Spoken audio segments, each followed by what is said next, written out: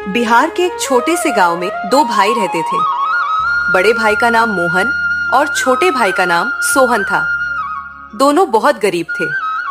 उनके पिता की मृत्यु कई साल पहले हो चुकी थी और माँ भी बीमार रहती थी। घर में अक्सर खाने के लिए भी पैसे नहीं होते थे। बेटा, आज घर में सिर्फ 2 रोटियां हैं। माँ, आप खा लो। हाँ माँ, हमें भूख नहीं है। मैं जानती हूँ तुम दोनों झूठ बोल रहे हो। एक दिन दोनों भाई बाजार गए। वहां उन्होंने एक बड़ी होटल देखी। होटल के बाहर ग्राहकों की लंबी लाइन लगी थी। उसी समय मोहन के मन में एक सपना पैदा हुआ। सोहन, एक दिन हमारी भी खाने की दुकान होगी। लेकिन हमारे पास पैसे कहाँ है? पैसे नहीं है, लेकिन मेहनत तो है। अगले दिन दोनों भाइयों ने गांव के लोगों से थोड़े थोड़े पैसे उधार लिए। उन्होंने एक छोटा सा ठेला खरीदा। उस पर लिख दिया, 2 भाइयों का स्वादिष्ट खाना।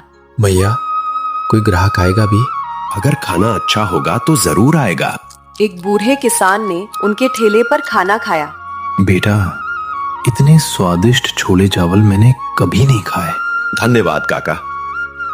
मैं कल अपने दोस्तों को भी लाऊंगा। धीरे धीरे ग्राहकों की संख्या बढ़ने लगी। दोनों भाइयों की मेहनत रंग लाने लगी। गांव में एक लालची होटल मालिक था।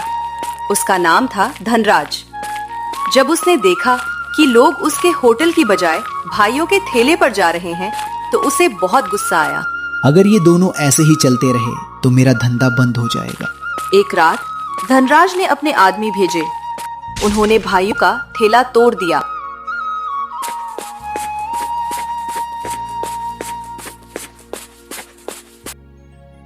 भैया, हमारा ठेला किसी ने जानबूझकर किया है।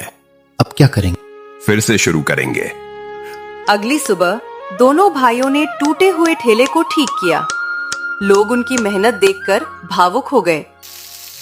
माँ ने उन्हें अपने दादा की पुरानी रेसिपी बताई।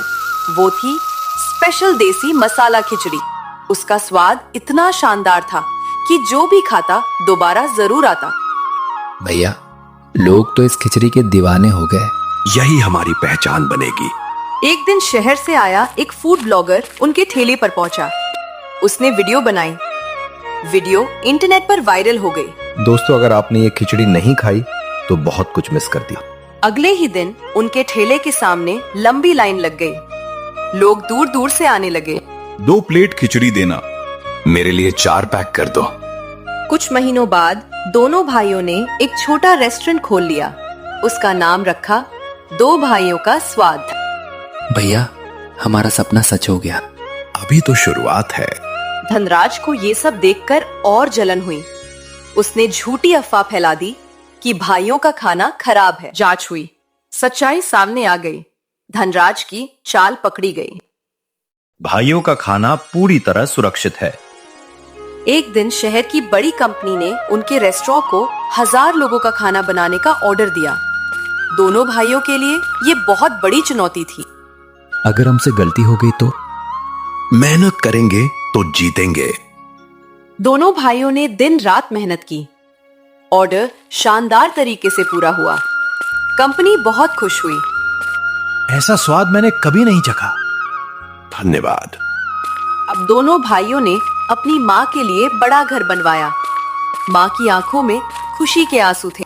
मुझे तुम दोनों पर गर्व है। माँ, ये सब आपकी दुआओं का फल है।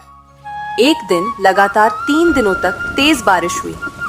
सड़कें खाली हो गईं। ग्राहकों का आना बंद हो गया।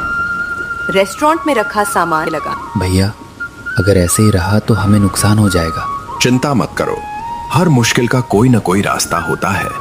बारिश के दौरान दोनों भाइयों ने देखा कि कई गरीब बच्चे भूखे घूम रहे हैं। मोहन का दिल पिघल गया। सोहन, आज जो खाना बचा है वो इन बच्चों को दे देते हैं।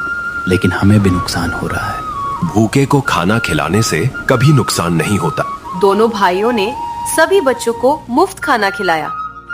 बच्चों के चेहरों पर मुस्कान